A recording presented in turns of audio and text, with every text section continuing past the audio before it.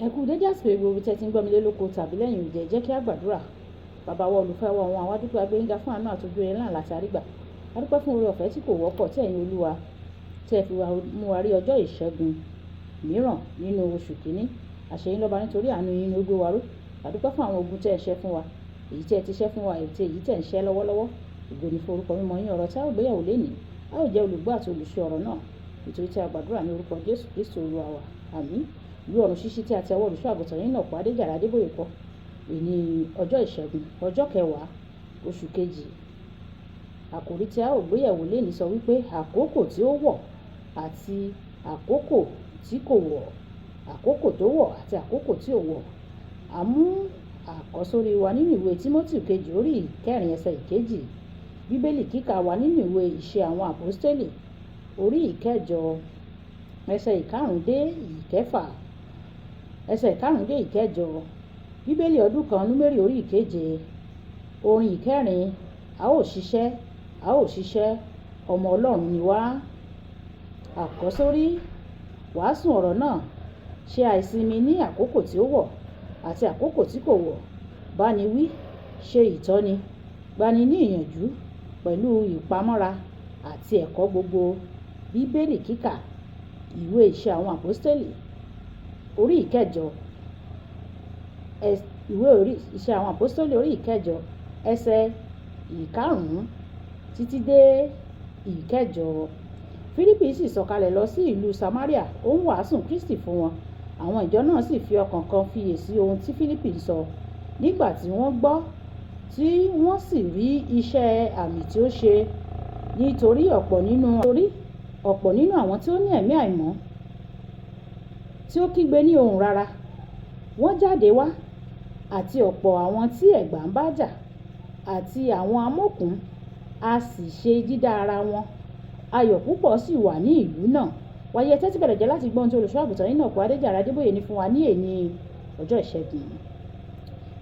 Èmi ti máa ń mú ìrere ní òkúnkúndùn gẹ́gẹ́ bí àwọn kìrìsìtẹ́nì kékeré ní ìgbà yẹn. Èmi àti àwọn ọ̀rẹ́ mi máa ń wá àǹfààní láti sọ fún àwọn ènìyàn nípa Jésù Kristi. Díẹ̀ lára wa ra gbohùngbohùn, a sì máa ń rìn káàkiri láti kéde ìyìnrere Jésù ní gbogbo àǹfààní tí a bá ní. Mo rántí àkókò kan tí a lọ sí ìlú kan tí wọ́n ń pè ní Gàmà ní ìpínlẹ̀ Kwara láti wàásù. Ìlú náà jẹ́ mímọ̀ fún àìní ìfẹ́ sí àwọn oníhìnrere, títí tí kò sí ìjọ kankan níbẹ̀ rárá. Kò sì sí ẹnikẹ́ni tí yóò gbìyànjú láti wàásù níbẹ̀. Nígbà tí mo gbọ́ nípa ìlú náà, mo sọ pé, ṣé òtítọ́ ni bí? Dájúdájú, mo ní láti lọ síbẹ̀ láti wàásù. Àwọn tó sọ fún mi nípa ìlú náà wípé, bí o bá lọ síbẹ̀, wọ́n máa jù ọ́ ní òkúta ni. Mo sọ fún wọn pé, mo tilẹ̀ ti ń wá àǹfààní kí wọ́n jù mí ní òkúta, kí n lè sọ fún àpọ́stélì Pọ́ọ̀lù nígbà tí a bá dé ọ̀run wípé èmi náà jìyà fún Kristi nígbà tí a bá pàdé ní ọ̀run, kí n lè sọ bẹ́ẹ̀ fún un. Mo sọ fún àwọn ènìyàn kan nínú ìjọ pé èmi yóò lọ sí Gàbọ̀ láti wàásù, láì wo ohun tí yóò ná mi. Díẹ̀ lára wọ́n sọ pé àwọn yóò bá mi lọ.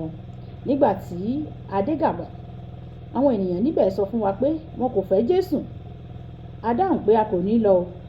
Nítorí náà, a bẹ̀rẹ̀ sí ní lọ láti ilé dé ilé. À ń wàásù ìyìnrere. Àwọn ará ìlú náà lọ fi ẹjọ́ wa sun baálẹ̀ wọn. Ó sì ránṣẹ́ pè wá nígbà tí a débẹ̀. A sọ fún un pé ìyìnrere ni àwa mú wá fún àwọn ènìyàn rẹ̀ o. A fi dá a lójú pé a kò ní sọ ohunkóhun tó lòdì sí ẹ̀sìn wọn, àti pé a jẹ́ ènìyàn tí ó máa ń tẹ̀lé òfin. Ó sọ pé kí a tẹ̀síwájú.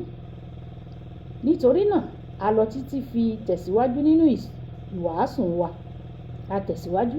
Àwọn ará ìlú náà tún lọ fi ẹjọ́ wa sùn lẹ́ẹ̀kejì o. Ó tún ránṣẹ́ pè wá. A tún mú dá a lójú pé kò sí wàhálà kankan o, àwa kò ní dá wàhálà sílẹ̀. Nígbà yìí, díẹ̀ lára àwọn tó wà pẹ̀lú mi bẹ̀rẹ̀ sí ní bẹ̀rù o. Wọ́n sọ pé a gbọ́dọ̀ kúrò ní ìlú yìí kí ilẹ̀ tó ṣú o.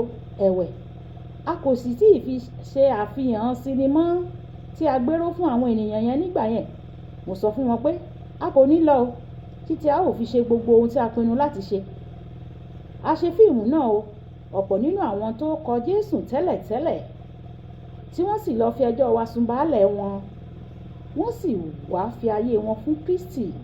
Lónìí, ìlú Gabon, ìjọ ìpínlẹ̀ kan ti ìjọ ìràpadà ti Ọlọ́run, ó wà níbẹ̀ báyìí o.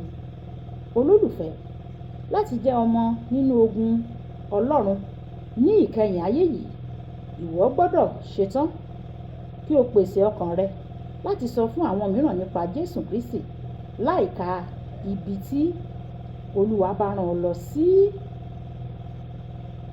Kókó ìṣe: má kàn wàásù nígbà tí ó rọrùn nìkan, wàásù nígbà tí kò rọrùn pẹ̀lú. Ìjà sọ pé bàbá mi, Ọlọ́run, mo gbàdúrà oore ọ̀fẹ́ láti máa wàásù nígbà tó rọrùn àti ìgbà tí kò rọrùn. Olúwa yọ̀ǹda rẹ̀ fún mi o, kí oore ọ̀fẹ́ náà kí ó tó fún mi kí ó sì ṣẹ́kù. Bẹ́ẹ̀ ni yóò rí fún wa ní orúkọ Jésù. Olúwabùkọ́lá Ayako ní orúkọ mi. Ẹ máa bá mi like, máa share, kẹ́ máa comment nípa ẹ̀ kí àwọn èèyàn kí wọ́n lè jẹ àǹfààní Ọ̀run Ṣíṣí Yorùbá. Ẹ ṣé tẹ́ ń tẹ́tí sí Ọ̀run Ṣíṣí Yorùbá o. Ọlọ́run Olódùmarè yóò tẹ́tí sí igbe àti ẹ̀bẹ̀ yín. Ó dàbọ̀.